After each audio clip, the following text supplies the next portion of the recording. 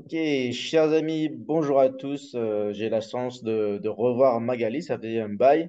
Nous sommes le 13 avril 2024, pour moi il est 22 heures et pour Magali il est 10 heures du matin, donc 10 heures du matin, 10 heures du soir. On a 12 heures d'écart. Elle est à Montréal et je suis à Hong Kong. Comment vas-tu, Magali? Bonjour. Bonjour, eh ben, écoute, ça va bien. Je reviens de quelques jours de vacances, un petit peu dépaysante, parce que je suis allée au Maroc. Et puis bien là, je suis de retour, la neige a fondu, la température a augmenté, donc c'est parfait. Je suis en route pour les 6 mois de climat tempéré, on va dire, au Canada. Ouais, parce que le Canada et le Maroc, c'est vraiment l'opposé, quoi. Oui, oui, oui, oui, oui, carrément. Mais c'était très enrichissant. J'ai beaucoup aimé. C'était très dépaysant. Il faut vraiment complètement changer ses approches, hein. Il faut se calquer au pays. Il faut découvrir aussi comment il fonctionne. Mais j'ai trouvé ça extrêmement enrichissant, extrêmement intéressant. Et franchement, c'est un pays qui gagne à être visité, à être vu et à être connu. Vraiment un pays très, très différent de ce qu'on peut imaginer. Moi, j'ai vécu dans pas mal d'endroits dans le monde et j'avoue que j'ai été agréablement surprise par ce pays. Faut que je visite aussi. Très bien. Alors, bon, aujourd'hui, on va parler tout naturellement un petit peu, enfin, même beaucoup politique, européenne, actualité. Mais avant ça, comme c'est une chaîne qui parle surtout d'expatriation, de vie à l'étranger, est-ce que tu peux te présenter pour ceux qui ne te connaissent pas? On a déjà fait une vidéo ensemble quand on s'est vu dans le sud de la France. Je mettrai le lien dans la description de cette vidéo où tu expliquais déjà ton parcours et pourquoi et comment est la vie au Canada. Voilà, est-ce que tu peux à nouveau résumer un peu cela et notamment, voilà, ceux qui nous regardent, qui sont en France en ce moment, leur dire, ben voilà, ce qui t'a donné envie d'aller au Canada. Alors, ce qui m'a donné envie, en fait, c'était pas une envie parce que moi, je suis une enfant du soleil, hein, je suis née dans le sud de la France, à côté de Marseille. J'ai vécu beaucoup à l'étranger par le biais de mon père qui s'est expatrié au niveau professionnel. Donc, c'était pas du tout l'endroit que je visais, c'était l'Australie. Donc, tu vois, comme quoi, toutes les routes mènent au Canada. Et en fait, j'ai eu une opportunité professionnelle. J'avais envie d'avoir une expérience à l'étranger. Je voulais parfaire comment je pourrais dire ça, mon expertise professionnelle, parce que je suis dans l'informatique et forcément, j'avais envie d'étoffer un petit peu ce professionnalisme. Et j'ai eu une opportunité pour venir au Canada. La première fois, je suis venue donc 2 ans avec un visa fermé. Ce qu'on appelle fermé, c'est que je ne pouvais travailler avec un seul employeur. Et au bout de 2 ans, je suis retournée en France parce que mon conjoint n'arrivait pas à obtenir un visa de travail. C'était dans les années 2003, 2004. Et il y avait une crise plus ou moins économique à ce moment-là. Et c'était le serpent qui se mordait la queue. Pas de travail, pas de visa, pas de visa, pas de travail. Donc ça devenait compliqué. Donc je suis rentrée en France et on a refait cette fois-ci, on a fait une procédure d'immigration, donc une résidence permanente, c'est l'équivalent d'une carte verte pour les États-Unis, ça parle plus aux gens, la carte verte. Et on est revenu avec notre résidence permanente en poche en 2007 parce qu'on avait été conquis par le Canada. Les gens sont extrêmement gentils.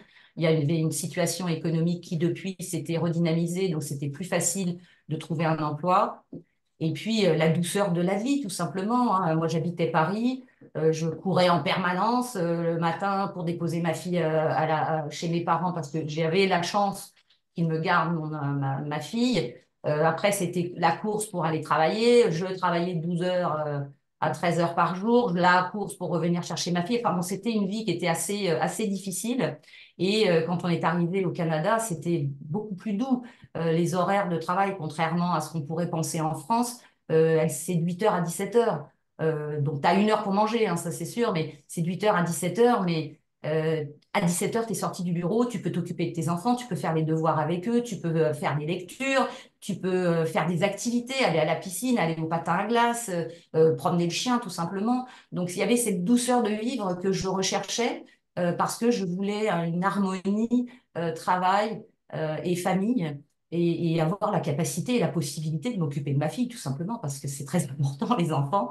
Et à Paris, j'avais pas cette qualité de vie-là, j'avais pas cette facilité-là, j'avais pas cette opportunité-là. Donc, c'est pour ça qu'on est revenu au Canada et depuis, ça fait 20 ans qu'on y est.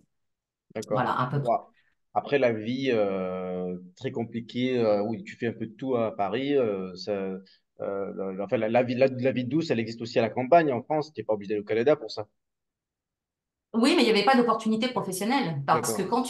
quand tu es dans l'informatique, moi j'étais dans la stratégie et je suis toujours dans la stratégie informatique, dans l'intelligence, la business intelligence, comme on dit, c'est tout ce qui est gestion des données, etc.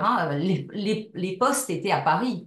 C'était très compliqué d'avoir des postes en province. D'accord. Donc on a essayé à un moment, on était à Amiens, mais faire le trajet Amiens-Paris en train, bon courage, quoi. Et c'était il y a 20 ans. Les trains sont tout le temps en retard, je compte pas les grèves, Ouais. après les embouteillages quand tu arrives sur Paris, c'était juste pas possible. D'accord. Donc, au Voilà. Canada, il y a le bon équilibre entre la ville et la nature, la vie douce, le Ouais. rythme de vie qui est bien. Et en plus, en plus de ça, tu as des chevaux. Oui, Hein. Voilà, donc maintenant c'est j'en vraiment ai une vie à 3. fond. Oui. Je viens d'en acheter un autre là parce que le mien Ah, a 20 ans maintenant. Donc j'ai acheté sa relève. Mon cheval a une retraite bien méritée. Donc il a rendu des bons et loyaux services. Aujourd'hui, il faut qu'il ait un peu de fun et qu'il vive vraiment sa vie de cheval. Donc j'ai racheté un cheval hier. Mais oui, c'est aussi quelque chose que je ne pouvais pas réaliser en France. C'est l'équitation et les chevaux en général sont une passion. Essayer de monter à cheval à Paris, c'est pas possible. Essayer d'avoir une relation avec un cheval à Paris, c'est juste pas possible parce que tu arrives, ton cheval il est déjà scellé, hop, le cavalier précédent descend, on te le donne et tu fais la suite. C'était pas ça, c'est pas ça l'équitation. Donc le fait de venir ici avec les grands espaces et le coût de la vie aussi qui est inférieur à la France m'a permis de réaliser aussi ces rêves-là. Dès nous, il y a quelqu'un qui arrive et dit le chien aboie. pas de souci. Donc, m'a permis de réaliser cette passion-là. Et puis, un truc aussi bête que ça, c'est d'acheter une maison. Je n'étais pas capable en France d'acheter une maison. Les prix étaient exorbitants. Les banques ne faisaient pas, ne font toujours pas confiance d'ailleurs aux gens. Je payais un loyer exorbitant et je voulais prendre ce loyer-là et le mettre dans une maison à moi. On me l'a refusé. Alors que je suis arrivée ici, j'ai acheté ma maison dans les 3 mois qui ont suivi, la maison dans laquelle je suis aujourd'hui. Donc, ce sont des petites choses. En fait, ce sont des petites choses qui font la différence. Bon, maintenant, les choses ont un petit peu évolué. Le Canada, le coût de la vie a un petit peu augmenté, comme partout d'ailleurs, hein, avec la crise du Covid, etc., etc. Donc, on a une inflation aussi, on a des prix qui ont un petit peu flambé. Donc, on est à peu près au même niveau que la France. Ça a beaucoup changé depuis 20 ans où on est arrivé. D'accord. Est-ce C'est que sûr. aujourd'hui le Canada, c'est un bon pays pour s'expatrier? Voilà, ceux qui sont en France, qui nous regardent, qui se demandent où aller, tu le recommandes? Alors, le Canada est un très beau pays, un très grand pays, mais il est très difficile de. Il faut vraiment montrer patte blanche pour avoir des visas. Ça, c'est la partie compliquée. En plus, la loi vient de se durcir. Enfin, ça fonctionne par quota. Donc, les quotas ont été diminués, donc c'est un petit peu plus compliqué. Maintenant, est-ce que c'est un beau pays? Oui, c'est un beau pays, mais il ne faut pas négliger l'hiver. L'hiver, c'est rude. L'hiver, fait -30. L'hiver, tu as 3 mètres de neige. Faut pelleter Bon, autour les de la clichés sont voiture. vrais. Oui, les clichés sont vrais. Mais, je veux dire, par contre, du mois d'avril, tu vois, de maintenant jusqu'au mois de novembre, les premières neiges, même décembre, je dirais, jusqu'à décembre, parce que décembre, on n'a pas beaucoup de neige, c'est un pays qui est très agréable à vivre. T'as tout proximité, on s'entend à proximité américaine, hein, c'est tout à 500 km, hein, c'est pas à 20 km de chez toi. Mais c'est un pays qui est agréable, tu as la nature, tu as la ville, tu as la culture aussi. Montréal est une ville extrêmement dynamique culturellement. Il y a des théâtres, il y a des cinémas, il y a des opéras. J'ai d'ailleurs un ami qui vit en France, là, qui a eu un contrat à l'Opéra de Québec et il va chanter à Québec l'année prochaine. Donc, Ah, super. il y a une vie culturelle qui est quand même assez dynamique. On ne se retrouve pas reclus au fin fond du bois, ma cabane au Canada, c'est pas ça. Donc, mais tu peux l'avoir aussi, si tu veux. Donc, tu es à 50 km de Montréal, tu es en pleine nature, c'est très agréable. Maintenant, c'est un pays où c'est compliqué d'immigrer ou de venir travailler. Parce que si tu n'as pas de visa, tu n'as pas d'emploi, trouver une entreprise qui te donne un visa fermé. Il faut d'abord qu'ils fassent une analyse du marché, vérifier qu'effectivement les compétences ne sont pas présentes localement pour ensuite te faire venir. c'est très compliqué Le plus simple, c'est la résidence permanente, mais ça prend 2 ans. D'accord. Bon, en tout Voilà. cas, il y a pas mal d'opportunités, mais on ne vient pas au Canada comme n'importe où, légalement ou illégalement. Et après, on croit qu'on a droit à toutes les aides. C'est pas aussi simple. Non, Il faut non, vraiment être non. utile au pays. Oui, oui, oui, tout à fait. Puis là, tu vois, juste un exemple. Aujourd'hui, ils ont passé une loi il y a 2 ans qui a été prolongée ces derniers mois. Ne peut acheter une maison que des gens qui ont la résidence permanente ou qui sont citoyens canadiens. C'est-à-dire que quand tu arrives avec un visa fermé, par exemple, tu ne peux pas acheter un bien immobilier au Canada. D'accord. Logique. Bon, alors, donc maintenant, tu es bien installé au Canada, mais bon, tu te sens patriote, tu suis l'actualité française, tu participes à la vie, on va dire, démocratique. Dis-nous tout, quel est ton état d'esprit, ton analyse de la situation actuelle? Qu'est-ce que tu fais pour la communauté française et pour la France? Alors, moi, j'ai toujours été expatriée depuis que je suis toute petite, mais j'ai toujours eu un profond attachement à la France. Je suis française, d'ailleurs. Aujourd'hui, je suis franco-canadienne, mais quand on me dit t'es de quelle citoyenneté, je dis bah, je suis française. Donc, j'ai toujours été extrêmement attachée à la France, c'est mon pays d'origine, c'est le pays où je suis née. Donc, ça me paraît normal de m'intéresser à ce qui se passe là-bas, en France et en Europe en général. D'autant plus que j'y reviens chaque année et d'année en année, je vois la dégradation se produire.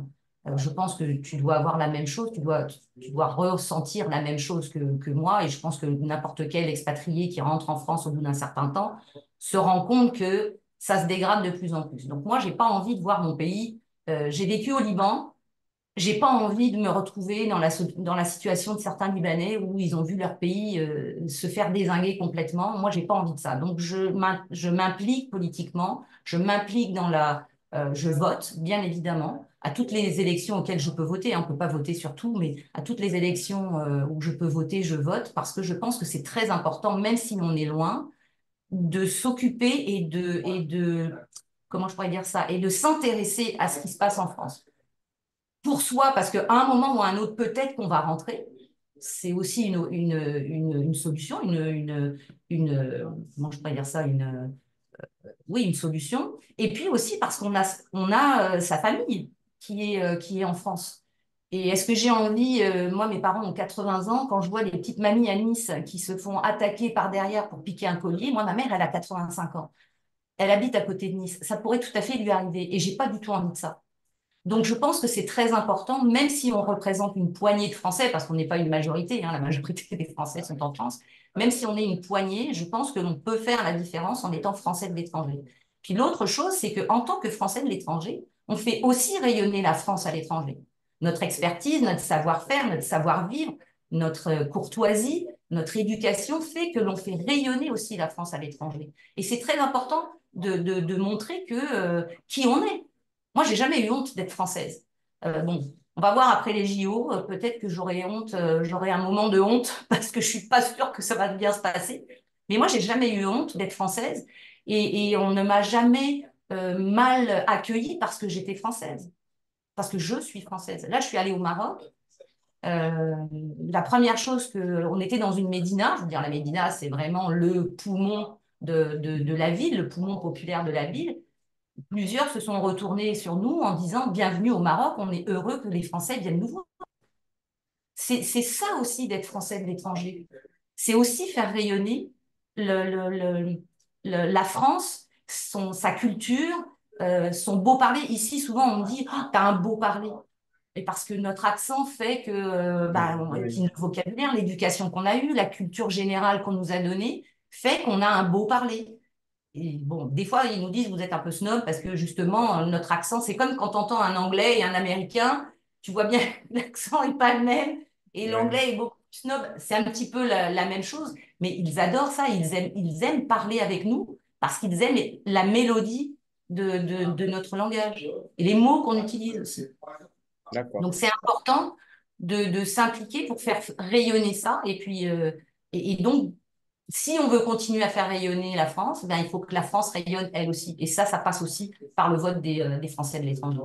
D'accord. Par le vote et par le militantisme de certains, donc tu dis que tu Exactement. t'impliques. Alors, comment tu t'impliques? Est-ce que tu as toujours été impliqué? Est-ce que tu es militante depuis longtemps? Et où as-tu démarré ton implication? Alors, politique? j'ai pas été militante toute ma vie, ça je dois bien le reconnaître. C'est vrai qu'à un moment, bah, la vie fait que tu as ton boulot, tes enfants, tes machins, tes trucs, donc t'as pas trop le temps de regarder ça. Et en fait, je me suis impliquée il y a peut-être 5 ans. J'ai commencé à vraiment beaucoup plus m'y intéresser il y a peut-être 5 ans, parce que quand je suis revenue en France, je suis allée à Paris et quand j'ai vu l'état de Paris, j'ai dit c'est pas possible que ce soit ça. Donc là, j'ai commencé à m'intéresser un petit peu plus. Euh, et puis, sans pour autant militer, mais voter. Tu vois, c'était mon premier engagement militant, en fait, finalement, c'était de continuer de voter, même si j'étais à l'étranger. Ensuite, quand j'ai vu vraiment cette dégradation, je me suis dit, OK, il faut un petit peu plus que ça. Donc, j'ai commencé à militer il y a 2 ans avec Éric Zemmour. On a vu monter Éric Zemmour, il s'est engagé en politique et le langage qu'il utilisait, les constats qu'il a fait, je me suis dit oui, ok, ce gars-là, il a compris ce qui se passait en France, il n'est pas dans le déni et les constats sont bons, donc effectivement, il faut militer pour ça. Mais c'était pas, comment je pourrais dire ça? J'ai toujours eu ce patriotisme, si tu veux. C'est juste que Éric Zemmour l'incarnait un petit peu plus. Donc j'ai pris ma carte chez Et c'est la Reconquête. première fois, première carte C'était la politique. première fois, oui. C'était vraiment la première fois où j'étais décidée à m'engager un petit peu plus et à militer un petit peu plus. De cet engagement de Zemmour a découlé la création de l'association que je dirige aujourd'hui, qui s'appelle Tricolore, où on regroupe, c'est apolitique, mais on regroupe des Français plutôt d'obédience de droite, mais en tout cas pas vraiment d'obédience de droite, mais des Les gens qui ont la patriotes. France à cœur. Mm. Voilà, des patriotes, des gens qui aiment la France, qui se disent on ne peut pas la laisser dans cet état-là. Après, j'ai des royalistes, hein, il y a des personnes de chez Michel Onfray, il y a des personnes de Reconquête, des personnes du Rassemblement national. On est assez ouvert. Mais en tout cas, on a cet amour de la France qui nous relie. Et comment on fait ça? On se rencontre une fois par mois et on célèbre des traditions, tout simplement. Le Noël, un repas de Noël, la Chandeleur, la galette des rois, Pâques, et donc on célèbre ça tout au long de l'année, alors que ce soit des fêtes québécoises aussi et des fêtes françaises, parce qu'on a des franco-québécois, c'est-à-dire des gens québécois, notamment Claudie, qui est très active avec moi, qui elle est québécoise, mais est devenue française par alliance. Donc on fait aussi des traditions québécoises qui sont très similaires d'ailleurs.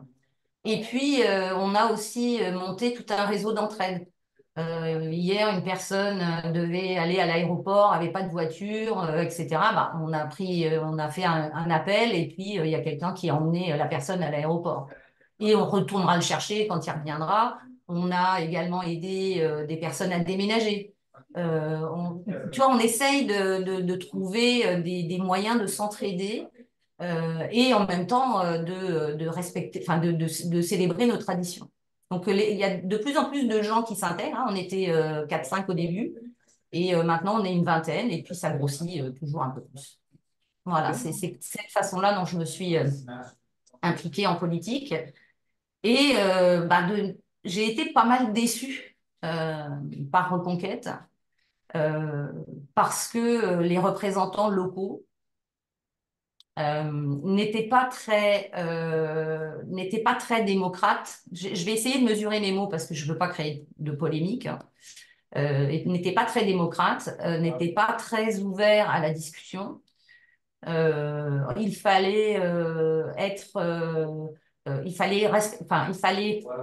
promouvoir toutes les idées, le doigt sur la couture du pantalon, même si tu n'étais pas d'accord. Et tu avais surtout de dire que tu n'étais pas d'accord. Quand tu es dans un parti politique, en fait, il faut que tu sois à 80-90% d'accord avec les valeurs et avec le discours. Maintenant, Mm. on a le droit d'avoir des différences et on a le droit de les exprimer. Le problème, c'est que là, on n'avait pas le droit. Et puis, si tu t'amusais à dire non, mais là, je suis pas trop d'accord, je ne comprends pas trop bien pourquoi il dit ça et pourquoi il fait ça. Et alors là, tout le monde te tombait dessus comme si tu étais un antifa, Il quoi. fallait Donc, une moi, discipline j'ai pas trouvé. militaire. Oui, c'est ça. Mais la discipline militaire peut avoir des bons côtés. Mais là, dans un parti politique, je trouve ça, oui, il faut adhérer à certains discours. Oui, il faut promouvoir certains discours, mais quand t'es pas trop d'accord, est-ce que tu dois avoir le droit de le dire? Parce que c'est comme ça aussi qu'un parti évolue Et puis ça peut être et que des idées constructif, parce que évoluent. ça permet au parti de s'améliorer sur certaines Exactement, questions. Donc en fait, tu fais ça pour exactement. aider le parti, pour peaufiner la forme, etc. Donc, C'est et ça, donc, c'était pas des critiques pour critiquer, c'était des critiques pour essayer d'avancer.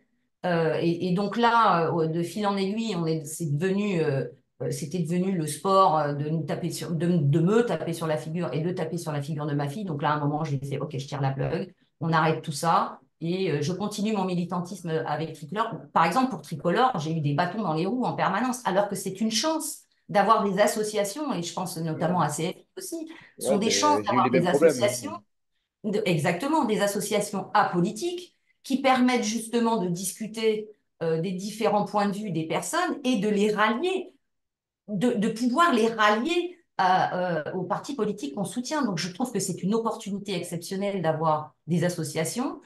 Parce que des gens souvent n'osent pas aller discuter ou voir dans des partis parce que c'est trop connoté politique. Le fait d'avoir une association apolitique, eh ben, ça permet justement d'avoir des gens de différents horizons que tu peux amener à adhérer à tes idées et donc au parti que tu soutiens.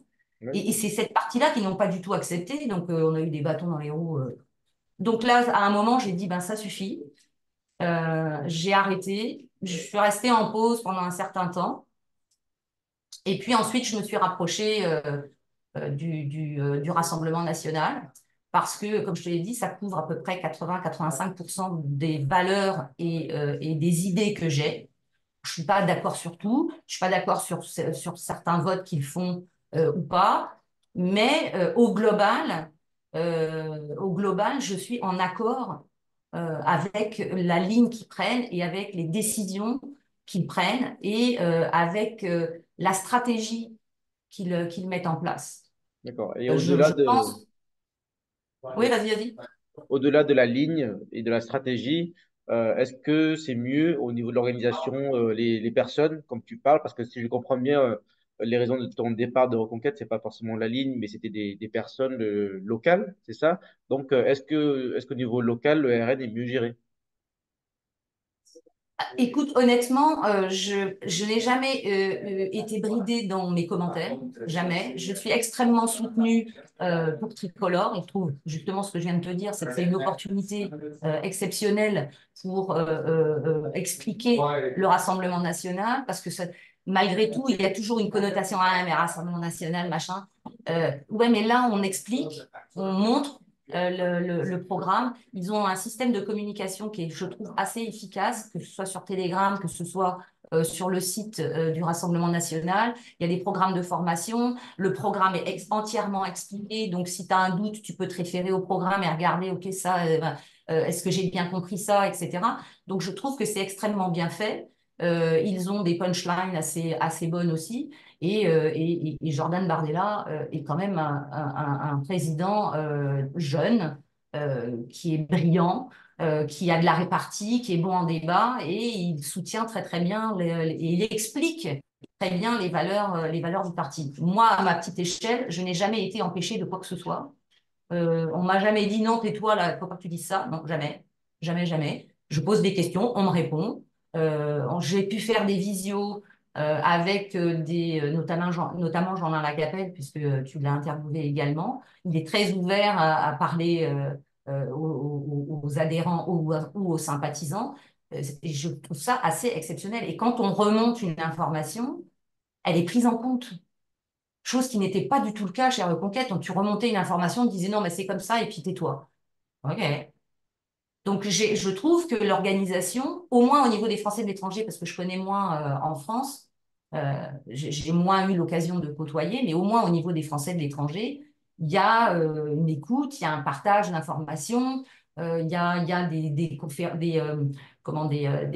des Zooms qui sont organisés avec les sympathisants, les adhérents. Je trouve ça plutôt intéressant et plutôt efficace. D'accord, très bien. Alors, la question qui vient très vite à toute personne qui parle du RN à l'étranger, et encore plus quand tu dis que tu as été chez Reconquête et après tu passes au RN, c'est de dire que le RN, c'est très à gauche au niveau économique. Et c'est une des raisons pour lesquelles ils font de faibles scores à l'étranger, hein. Pour les auditeurs qui nous regardent et qui ne le savent pas forcément, mais le RN est le premier parti de France en ce moment, en tout cas de la droite, si on peut dire ça à la droite. Mais à l'étranger, Reconquête a été loin devant parce qu'il y a beaucoup de personnes qui sont libérales, de droite, et qui ne se reconnaissent pas dans les idées du RN, euh, même si elles sont d'accord avec les idées sur l'immigration, la sécurité, etc. Mais c'est tout ce qui est économie, question c'est le retraite, etc., etc. Donc, c'est quoi ton avis sur le sujet? Est-ce que, en fait, en d'autres termes, est-ce que tu es d'accord avec le RN et en fait, que tu te dis que c'est une stratégie pour avoir plus d'électeurs ou en fait, tu n'es pas d'accord, tu es toujours plutôt libéral, mais en fait, tu te dis, bon, tant pis, c'est pas grave, on n'est pas d'accord avec tout et ça fait partie des 20% sur lesquels tu n'es pas d'accord. C'est quoi en fait ton point de vue là-dessus? Alors, pour moi, le Rassemblement national n'a pas un programme économique de gauche. Je vais expliquer pourquoi. Euh, moi, j'encourage les gens à aller sur le site du Rassemblement national et de lire le programme. L'intégralité est disponible. Donc, je vous encourage à aller le lire. Pour moi, le Rassemblement national, il est gaulliste. Quand tu regardes la politique de Gaulle, il était un petit peu libéral, mais il y avait beaucoup de social. Et je pense que c'est un équilibre qu'il faut avoir, parce que du tout libéral, on voit où ce que ça mène aujourd'hui, hein, et du tout social, bah, ça devient du communisme.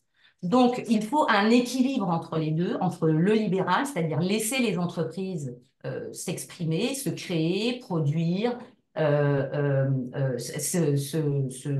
commencer grossir, etc., etc., embaucher des gens. Je pense que donc ils ont, par exemple, ils veulent faire baisser l'impôt sur la production, ils veulent faire baisser la taxe sur l'énergie, etc. Donc, pour essayer, ils veulent augmenter sans charge supplémentaire le SMIC ou les salaires les plus bas.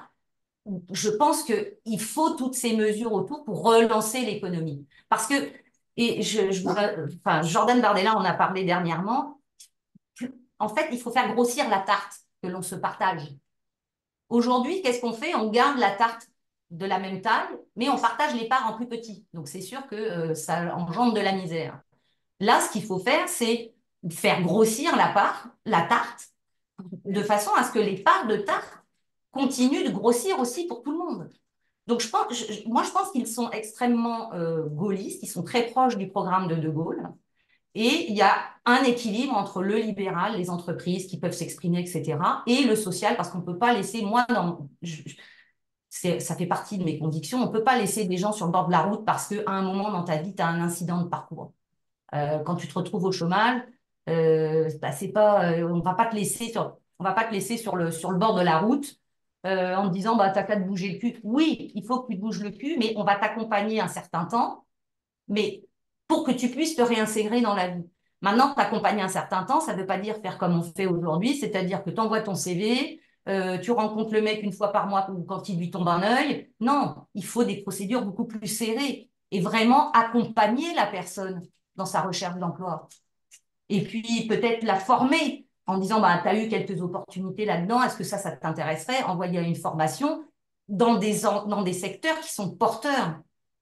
Là, aujourd'hui, moi, je me suis retrouvée, enfin, c'était il y a 20 ans, donc peut-être c'est différent, mais je me suis retrouvée malheureusement au chômage en France. Ben, heureusement, enfin, tu- on te fait croire qu'on t'accompagne, mais pas du tout. Ça te coûte une blinde, enfin, ça coûte une certaine somme, voire une somme certaine à tous les Français pour tout ce qui est social, mais dès que tu as besoin du service, il n'y a plus personne.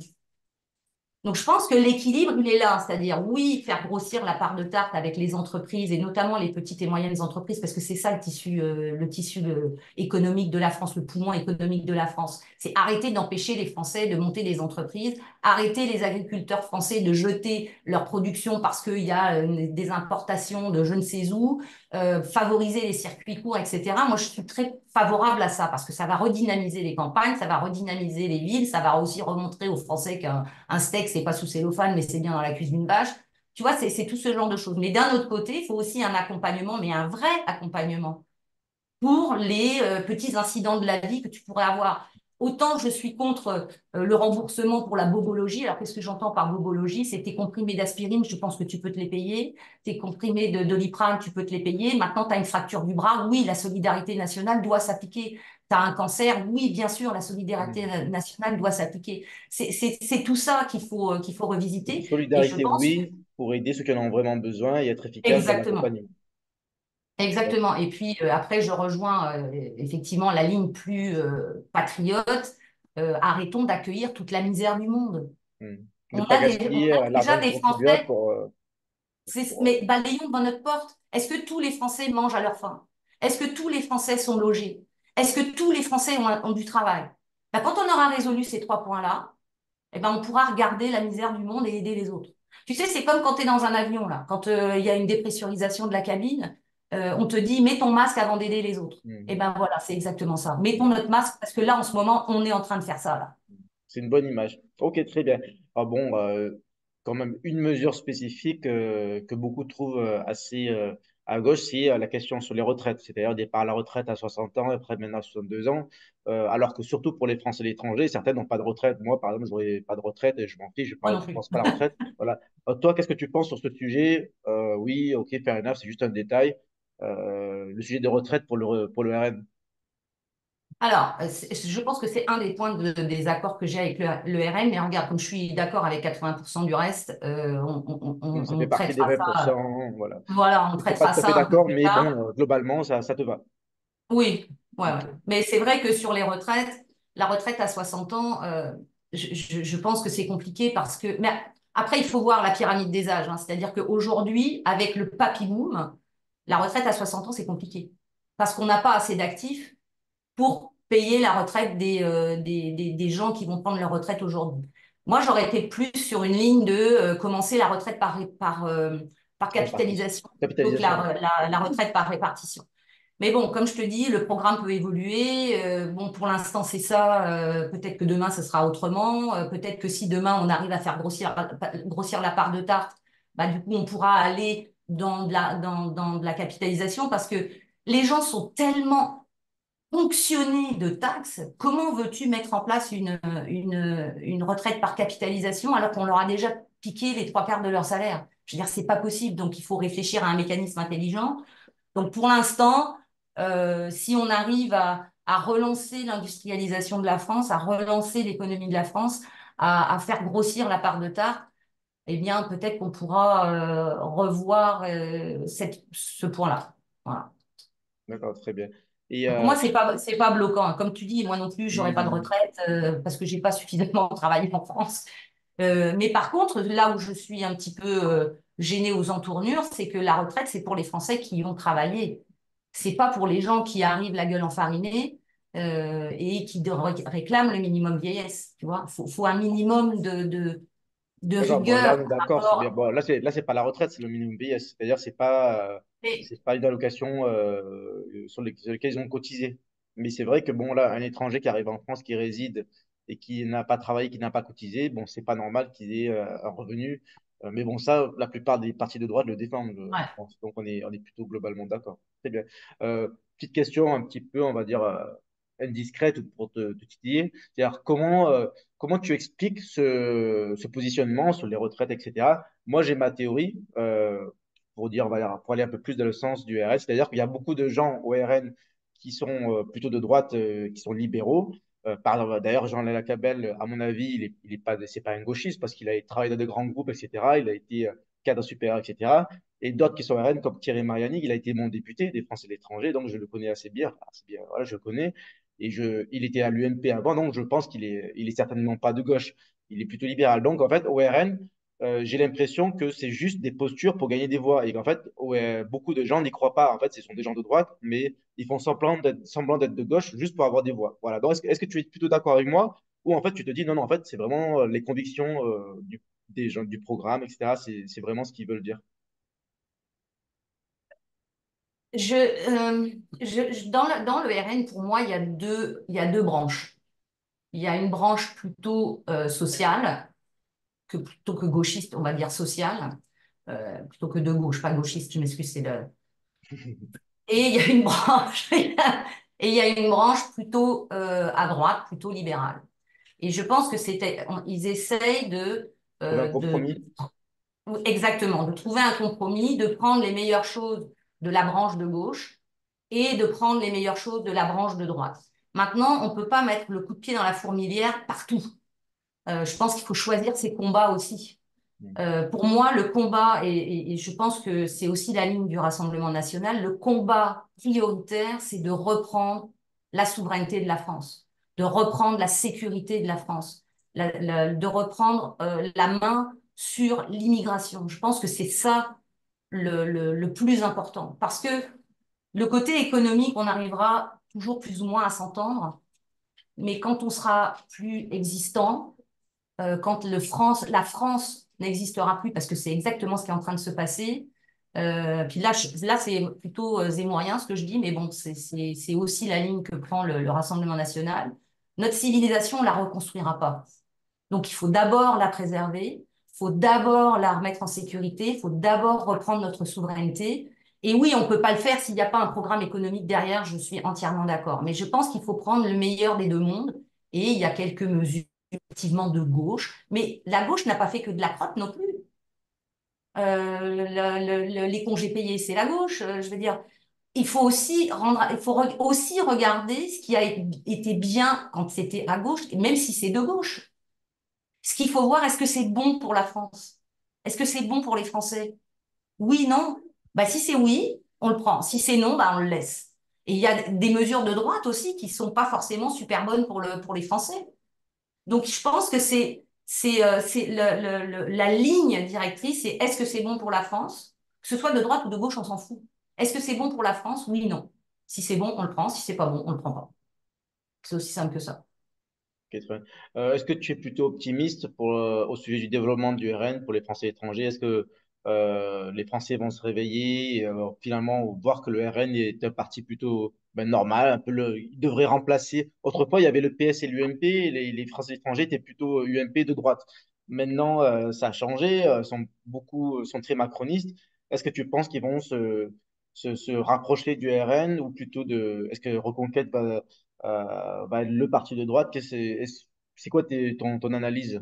Donc, bon, on sait ce que tu penses au niveau des convictions, l'organisation, mais maintenant, voilà, stratégiquement et on va dire faire des pronostics, tu penses que les Français étrangers vont, euh, vont écouter ce discours? Et en tout cas, dans tous les cas, qu'est-ce que tu leur dis pour leur dire, ben voilà, je suis au RN, faites comme moi, rejoignez-nous, etc. Qu'est-ce que tu peux leur dire pour les convaincre? Alors, le Rassemblement national s'occupe des Français de l'étranger depuis très peu de temps. Et même Jean-Lin Lacapelle te l'a dit, c'est vrai qu'il ne s'était pas trop impliqué avec les Français de l'étranger. Donc, on a quand même pas mal de retard à rattraper. Mais la volonté est là. La première décision qu'a prise Jordan Bardella, enfin la première, une des premières, c'est il faut parler aux Français de l'étranger. Donc, on parle beaucoup, le Rassemblement national parle beaucoup au dom-tom, mais là, ils ont Ouais, c'est vrai. décidé de renouer le contact avec les Français de l'étranger. Maintenant, comme on dit, Rome, c'est pas fait en un jour. Donc déjà, il faut juste expliquer qu'il existe maintenant des circonscriptions et c'est par le biais de Tricolore que je fais tout ça. Par le biais de Tricolore, parce que si j'arrive frontalement, comme tu le dis, les Français de l'étranger sont plutôt macronistes maintenant, voire mélenchonistes, à Montréal notamment et au Québec en général. Donc si j'arrive frontalement, les boys, je suis Rassemblement national, c'est clair que personne ne va m'écouter. Donc, mais par le biais de Tricolore, j'arrive à approcher les Français, on discute, machin, et puis si je sens que la personne est réceptive, et ben là on commence à parler un petit peu plus politique, Rassemblement national, Zemmour, Macron, etc. Et je pense qu'il ne faut pas porter de jugement, il faut juste laisser les gens s'expliquer, s'exprimer, et leur dire ouais mais t'as vu le Rassemblement national, il fait ça, mais t'as vu le Rassemblement national, il propose ça. Et de fil en aiguille, c'est comme ça qu'on arrive à approcher les Français de l'étranger. Maintenant, y aller frontalement, moi, je n'ai jamais cru à la stratégie frontale. Je pense que c'est voué à l'échec parce que on braque les gens. Et comme tu le dis, il y a une certaine connotation, même si elle s'enlève petit à petit Mais au fur et à mesure il y a quand même quelque chose qui de- persiste. Ouais. des années, il y a quand même des choses qui persistent. Donc, pour moi, c'est pas une bonne stratégie. Quand on ne peut pas passer par la porte, il faut passer par la fenêtre et c'est ce que je fais. C'est comme ça que j'arrive à approcher les gens. D'accord. C'est comme ça que je leur dis, bah, le Rassemblement national maintenant existe. Je suis la représentante de la première circonscription des Français de l'étranger, donc Canada, USA. Et c'est comme ça qu'on arrive à leur dire, bah, ils existent et ils ont un programme pour vous. Parce que le problème des Français de l'étranger, c'est qu'on dit, oh, bah, c'est loin, puis les Européennes, ça nous concerne pas. Mais si, ça nous concerne. Parce que les mesures qu'ils prennent viennent, ont des impacts, ne serait-ce que sur nos voyages, ne serait-ce que sur nos familles, etc., etc. Bien sûr que ça nous concerne. Bien sûr. Ça nous concerne à nous aussi quand on rentre en vacances ou en business trip, Exactement. etc. Donc, ça nous concerne quand Exactement. même. Ça va. Alors, C'est ça. quelle est l'image des Français de l'étranger auprès des sympathisants des militants RN en France? Tu sais, comme moi, que quand on est France et l'étranger, tout le camp patriote ne nous comprend pas forcément, au camp national. Je me rappelle quand j'étais chez Reconquête, ben, il y a des militants Reconquête de France qui ne comprennent pas forcément qu'on soit étranger, etc. Tu sais bien qu'il y en a qui nous traitent de traîtres parce qu'on a quitté le navire, on a quitté la Oui. France, De etc. Voilà. demi-patriote, Voilà, donc blablabla. il y a toujours ce discours, bien entendu, des gens lambda, de les réseaux sociaux, etc. Mais il y en a aussi au sein de notre propre camp. Donc je sais très bien qu'au sein de Reconquête, il y a des gens qui pensaient que les Français étrangers, même s'ils sont en Reconquête, ils sont nuls, etc. C'est quoi chez RN? Moi, je connais pas le RN. Est-ce que tu connais Est-ce que maintenant, je suppose que tu as des contacts avec des militants RN qui sont en France. Comment ils te perçoivent? Ils sont plutôt sympathisants, ils comprennent, ils disent, ouais, bon, Français étrangers. C'est quoi leur sentiment? Bah, en fait, ils ne nous prennent pas pour des demi-patriotes, ils nous prennent pour des Français à part entière.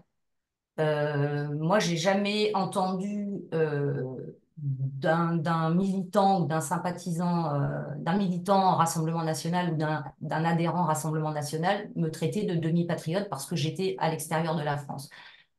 Ce que j'ai ressenti, c'est plutôt une fierté d'avoir des gens qui représentent la France à l'étranger. C'est-à-dire, même à J'ai pas du l'étranger, on a tout. des militants RN, c'est ça? C'est ça, c'est ça. Et c'est plutôt une fierté parce qu'en fait, c'est une découverte. Ils font, ah, ça existe aussi ailleurs qu'en France? Ben oui. Et ça donne une certaine fierté en disant, hey, du coup, notre parti prend vraiment une ampleur qu'on n'avait pas attendue. Et aujourd'hui, je ressens plus une fierté. Et en fait, ils essayent, enfin moi je le vis comme ça, hein. Faudrait interviewer peut-être d'autres personnes du RN, mais moi je le vis comme ça, c'est vous faites partie de la famille et on veut vous retrouver. Les autres, c'est bah, vous êtes loin, de toute façon, vous n'en avez rien à foutre. Vous vivez pas ce que nous on vit, donc je vois pas pourquoi on vous permettrait même de voter. C'est-à-dire qu'il y a même des gens qui voudraient que les Français de l'étranger ne votent plus. Hmm. Moi, j'ai pas du tout ce sentiment-là au Rassemblement national. C'est au contraire, on va vous récupérer les amis là, parce que on vous a laissé, mais vous êtes vraiment vous êtes des Français à part entière. On a envie que vous reveniez dans le giron pour vous intéresser à la France. C'est plutôt comme ça que je le vis, moi. Ok, très bien. Alors, donc, bon, maintenant, on est avec l'actualité de la campagne des européennes. Que fais-tu? Tout naturellement, tu soutiens la liste de Jordan Bardella. Qu'est-ce que tu as ajouté là-dessus? Pourquoi ceci, pourquoi cela? Donc, qu'est-ce qui devrait attirer l'attention des Français étrangers plus particulièrement? En quoi ça les concerne? En quoi c'est important quand même de voter pour Bardella? Donc, voilà, quel message veux-tu faire passer? Alors, c'est vrai que de parler d'immigration, de parler de sécurité, etc., ça, c'est pas vraiment. Enfin, même si les Français ont peur pour leur famille, mais c'est pas. Tu sais, c'est toujours pareil, hein, c'est du what's in it for me. Qu'est-ce qui va m'intéresser? Qu'est-ce qui sera fait pour moi? Hein. On est tous comme ça, on regarde tous un petit peu son nombril. Et ben moi, ce que je vois, c'est que déjà, il n'y a plus de corps diplomatique. Macron a complètement dézingué le corps diplomatique. Il n'y a plus de diplomates. C'est remplacé par des petits amis. Mais les impacts, c'est quoi? C'est que on va plus être reconnus, nous les Français, là, parce que les négociations ne seront plus menées, ça sera mené par l'Europe. Donc, qu'est-ce qui va rester aux Français? Donc, le premier impact, c'est vraiment la dissolution du corps diplomatique, la dissolution, le fait que les passeports, tout ça, se soit relayé par l'Europe. Elles sont où nos ambassades quand il y a un problème? Imagine, je suis au Maroc, il se passe une émeute ou je ne sais quoi. Qui va venir me pêcher? L'Europe? Qui va venir me Bon, sortir de la misère? L'Europe? Voilà, bon, après la suppression du corps diplomatique, il y aura toujours des diplomates, hein, mais ça veut dire qu'en fait, ils n'ont pas forcément besoin d'être des diplomates de métier, de carrière, avec un concours. Ben, Il on faut a choisir besoin n'importe qui. d'avoir des diplômates de Voilà, métier voilà. de carrière. Alors, c'est sûr, quand je te parle du Canada, quand je te parle des États-Unis, c'est plutôt smooth, bon, c'est très bien. Mais quand tu es dans des pays comme le Nigeria, moi j'ai vécu au Nigeria, bah, si tu n'as pas de diplomate, tu es bien dans la misère, hein. Tu es bien Oui, dans la misère. il y en aura toujours des diplomates, mais en fait, ils peuvent avoir des profils Il n'y différents. aura plus Comme ton d'ambassades. copain, Enfin, eux, les ambassades seront des petits relais qui vont être bientôt, je pense, sous l'égide de l'Europe. Est-ce que tu crois qu'un Bruxellois, enfin, je ne sais pas, un Belge, il va se soucier de ce qui se passe pour un Français? Je veux dire, tout ça, ça va être dilué. Tout ça, ça va être dilué. Donc, la première des choses, pour moi, c'est ça. C'est le fait qu'au niveau diplomatique, il n'y ait plus rien, ou que ce soit géré au niveau de l'Europe. On l'a vu avec la crise du Covid, hein, ça a été pas mal une catastrophe. Les autres points, du coup, j'ai perdu le fil. J'ai perdu le bah oui, fil. bah, qu'est-ce que tu dis pour convaincre les Français étrangers de rejoindre le mouvement et déjà que cette élection les concerne. En quoi ça les concerne? Bon, donc tu parles Ouais, des c'est ça. C'est donc ambassades, le côté, etc. voilà, c'est ça. Je reprends le fil. Donc déjà, il y a le côté diplomatique. La deuxième chose, c'est au niveau, et ils ont complètement, ils ont coupé dans le budget de tout ce qui est service aux Français de l'étranger. Les passeports, les aides scolaires, même les aides pour l'enseignement donc sur les lycées français à l'étranger, tout ça, ça a été coupé. Mais on existe quand même. Je veux dire, déjà qu'on n'a pas beaucoup de services. Si encore en plus on nous coupe les aides, quand je dis des aides, c'est pas des aides au sens français du terme, c'est des facilités en fait pour nos passeports, ne serait-ce que les procurations là. Tu vois, c'est un casse-tête chinois les procurations. Il faut que la personne, elle peut pas aller voter. Mais alors, j'ai des personnes, par exemple, qui sont à 700 kilomètres du premier consulat de France. Et pour faire une procuration, la personne, elle est quand même obligée de venir au consulat de France, donc 700 kilomètres, pour montrer, ouais, ouais, c'est bien moi. On peut faire un zoom, s'il vous plaît? Et voilà, on est Tu d'accord, sais, il y a quelque chose à modifier, oui, à mais quand moderniser. tu coupes le budget, bah, tout ça, ça passe à la trappe. Tout ça, ça passe à la trappe. Ok, très bien. Bon, au-delà des européennes, comment vois-tu l'avenir 2027 plutôt Bardella ou plutôt Marine? J'ai posé la même Alors question à la ça, dernière. c'est le grand jeu, hein. Tu n'as pas le droit C'est de le répondre grand jeu la même de qui réponse. va tuer l'autre. Ah, mais je Je veux dire trouve ça non, assez. avis personnel, c'est-à-dire une envie, voilà, qui tu verrais bien comme candidat, Bah écoute, moi, candidate. j'aime beaucoup le fonctionnement, le duo Marine Le Pen, Jordan Bardella. D'abord parce qu'ils ont, il y a toujours plus de choses dans deux têtes que dans une. Déjà la première des choses. Je pense qu'ils discutent beaucoup entre eux. Et j'aime beaucoup ce tandem parce que les qualités, ils ont des qualités complémentaires. Et moi, je pense qu'ils ont tout intérêt à continuer dans cette voie-là. En plus, c'est très avant-gardiste, le fait d'arriver en duo. Et c'est surtout une marque comment je pourrais dire ça, de confiance, c'est-à-dire qu'on sait où on va, on sait comment on va gérer les choses. Parce que oui, Marine Le Pen serait candidate et avec un peu de chance, ou même une forte probabilité, serait présidente de la République, mais on sait qui va gouverner la France. C'est Jordan Bardella. Plutôt que d'arriver, bon, bah moi, je suis élu président, alors maintenant, qui je vais prendre comme Premier ministre? Non, là, on le sait.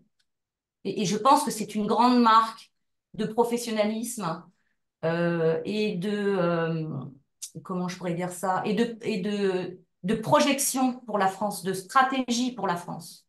Et je pense que ça fait longtemps qu'on n'a pas eu ça. Et c'est vraiment un programme sur lequel on va voter et pas sur une personne. Et on sait qui seront les acteurs. Donc pour moi, ce duo-là est, je pense, assez gagnant. Ok, Donc je verrais bien, effectivement, Marine Le Pen, candidate à la présidence de la République, et Jordan Bardella, Premier ministre. ok. Bon, après, on va pas se mentir, tu viens de Reconquête et moi aussi, donc il y a toujours des affinités, un certain sentiment de sympathie, je suppose, envers Zemmour et Marion. Imaginons que Zemmour soit hors jeu et Marine Le Pen aussi.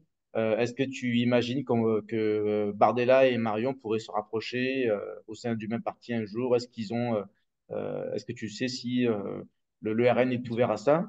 Euh, voilà. Est-ce que ça te plairait, cette idée? Voilà. Ou est-ce que tu dis non, non, là c'est bon, le passé c'est le passé. Maintenant, Marion, bye, c'est le RN. Voilà. Donc c'est quoi comment tu le vois? Je pense que il y aurait des rapprochements Jordan Bardella, Marion Maréchal. Maintenant, je pense pas qu'ils seraient dans le même parti. Euh, Là-dessus, je crois pas trop. Par contre, qu'il y ait des alliances, oui, pourquoi pas? Pourquoi pas? Je veux dire, en son temps, le Parti communiste s'est allié au Parti socialiste pour gagner. Donc, je ne vois pas pourquoi on a 70 ou 80% de valeurs communes entre Reconquête et le Rassemblement national. Pourquoi pas une alliance? Mélanie s'est associée aussi, a fait des alliances avec des partis de droite. Donc, je ne vois pas pourquoi on s'empêcherait de faire une alliance parce que c'est Marion Maréchal ou parce que c'est Zemmour. Maintenant, il faut qu'il y ait une volonté. Tu sais, c'est comme dans un mariage, hein, il faut que les deux soient d'accord, hein, il faut que les deux avancent dans le même sens. On ne peut pas à tout prix vouloir une alliance si l'autre passe son temps à nous cracher dessus. Je pense notamment à Éric Zemmour, il veut faire l'union des droites, c'est très bien, mais il passe son temps à taper sur Marine Le Pen et sur Jordan Bardella. Je veux dire, à un moment, ça ne fonctionne pas. Et puis, Reconquête a seulement oublié que derrière des personnages, il y a des militants, il y a des électeurs, il y a des votes. Comment peut-il cracher sur 43% des gens? Je veux dire, c'est pas possible. Si tu C'est veux quoi vraiment 43 rallier, pourquoi bah, 43%? c'est 48%, pardon, aux élections présidentielles, tu as quand même Ah, 48% des gens qui ont voté Marine Le Pen. Comment tu peux cracher sur ces 42, gens-là? comme ça. Je me souviens plus. Enfin Oui. bref, peu importe. Une grosse partie des Français qui ont voté pour le Rassemblement national, comment peux-tu cracher sur ces gens-là? Je trouve ça, je trouve pas ça politiquement correct, déjà d'une. Mais tu peux le penser, tu n'es pas obligé de le dire. Hmm. Tu vois?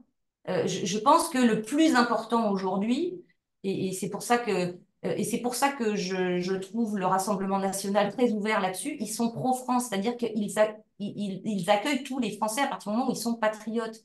Maintenant, tu peux être un patriote comme Michel Onfray. Tu n'as pas forcément la même ligne politique. Onfray. Je l'écoute maintenant, il passe sur CNews, donc une fois par semaine, il y a Face à Michel Onfray. Donc je l'écoute. Cette personne-là, elle est patriote, elle est pro-française.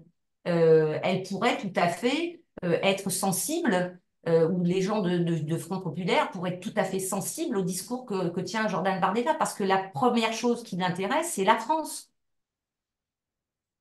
Donc, je pense qu'il faut arrêter de se taper dessus, surtout quand on est cousins. Ça ne mène à rien. Ça ne mène à rien. Alors, on peut après avoir des histoires de famille. Et dans toutes les familles, il y a des histoires rocambolesques, mais on Normal. n'est pas obligé de le faire en public, déjà, et on n'est pas obligé de se taper dessus en permanence. Est-ce que, au lieu de marteler sur les points de désaccord, est-ce qu'on pourrait juste parler des points d'accord? Ça serait déjà un bon pas en avant. Donc oui, Jordan Bardella et Marion Maréchal, d'ailleurs, ils se connaissent bien. Je ne vois pas pourquoi ils ne pourraient pas faire des alliances en temps voulu sur certaines élections. Ok. En parlant de points d'accord, bon, on va souvent parler de tout ce qui est immigration et islamisation, mais ce qui retient certains sympathisants de Reconquête de rejoindre le RN, c'est de dire qu'en fait, même si on a des points d'accord, le RN a reculé sur certaines de ses valeurs, dont par exemple Marine Le Pen quand elle dit l'islam est compatible avec la République. Toi, qu'est-ce que tu en penses? Est-ce que c'était une phrase comme ça qui est peut-être maladroite, ça veut rien dire, ou est-ce que tu penses que c'est vraiment un recul sur ces valeurs, ou alors tu te dis qu'en fait, non, c'est pas important. C'est quoi comment tu réagis à ça? Est-ce que Oui, l'islam ça est avait fait compatible avec la polémique, République? effectivement. Bon, euh, l'islam est-elle compatible avec la République? Bon, ça, c'est un vaste débat. Je pense que ça vaudrait le coup d'en parler avec tous les Français, déjà d'une. La deuxième chose, je ne pense pas que ce soit une reculade, parce que les musulmans dont on entend parler, c'est une minorité. C'est une minorité qui fait chier le monde, tout simplement. Il y a quantité de Français musulmans. Je pense à certains chroniqueurs qui sont sur CNews, qui sont sans doute d'obédience musulmane, qui, eux, sont parfaitement intégrés, sont parfaitement français. Et je ne vois pas pourquoi on devrait cracher sur ces gens-là non plus.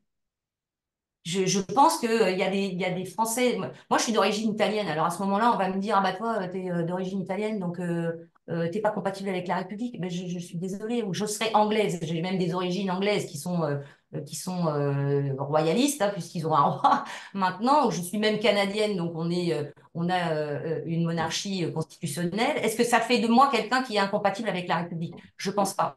Je pense qu'il faut arrêter de se monter les uns contre les autres. Parce que le problème, c'est ça, c'est qu'on se monte les uns contre les autres. Et il y a des Français musulmans qui sont parfaitement intégrés.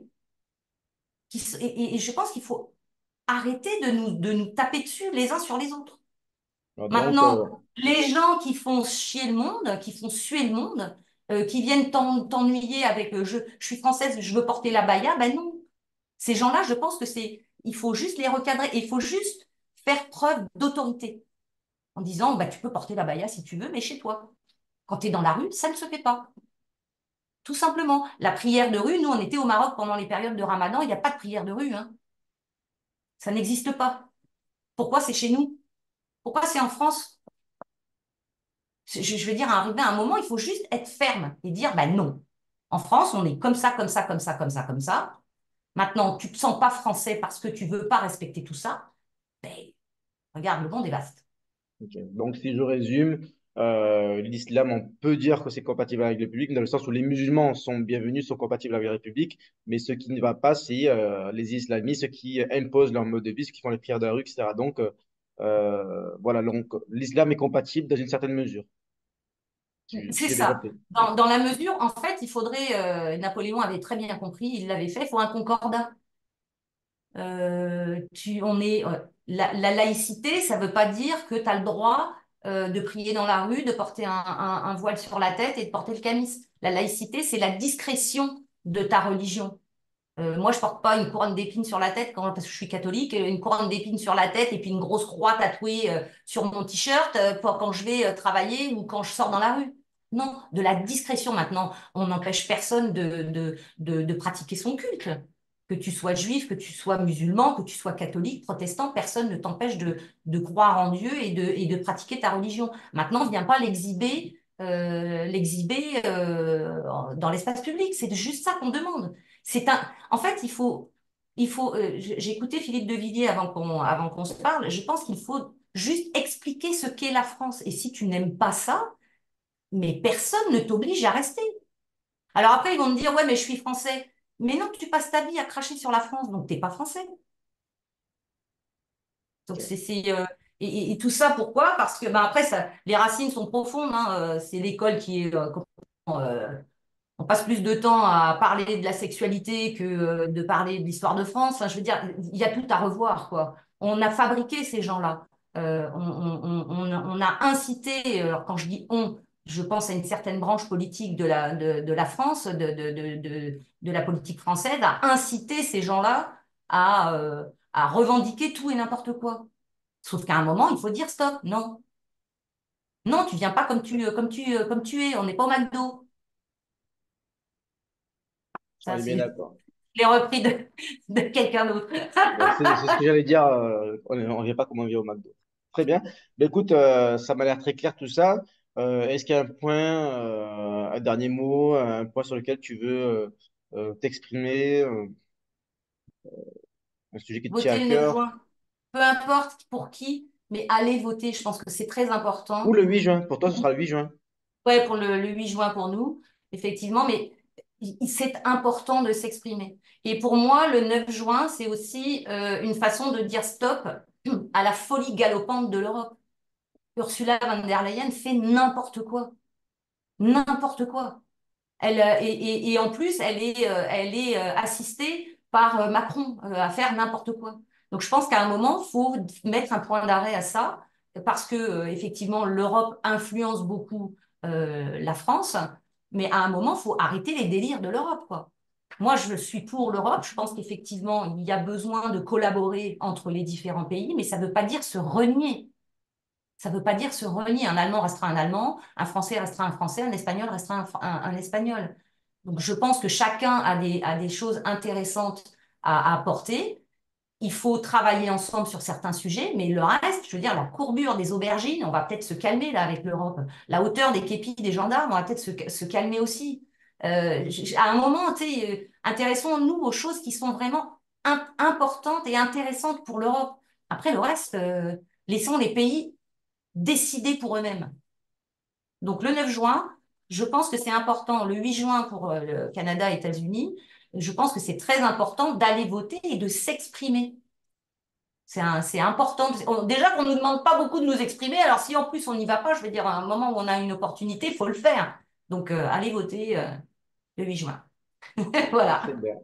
Bon, merci beaucoup, Magali, ça fait plaisir. Et bon, j'espère qu'on te reverra souvent, on pourra échanger. Ben, on essaiera de faire des zooms où on pourra parler de tout régulièrement. Absolument. Et puis des débats Spécifiquement d'idées. sur Je les pense projets. que les débats d'idées sont très importants et on est, comme je te dis, on n'est pas obligé d'être tous d'accord, mais on a le droit de se parler parce que le débat d'idées, la verbalisation des idées, ça évite de se taper sur la figure. Donc, débattons, ne soyons pas d'accord, apportons nos arguments, pas à nous insulter, apportez des arguments et tirons c'est comme ça qu'on évolue, c'est comme ça qu'on devient meilleur, c'est en débattant des idées. Voilà. Donc, Bon, faisons très ça, je bien. pense que c'est une bonne idée. Ben, merci beaucoup. Je te souhaite une bonne journée puisqu'il n'est que 11 heures du matin chez toi. Et à C'est très ça, vite. ça marche. Ben, merci beaucoup pour cette entrevue. Ciao, à bientôt. À bientôt.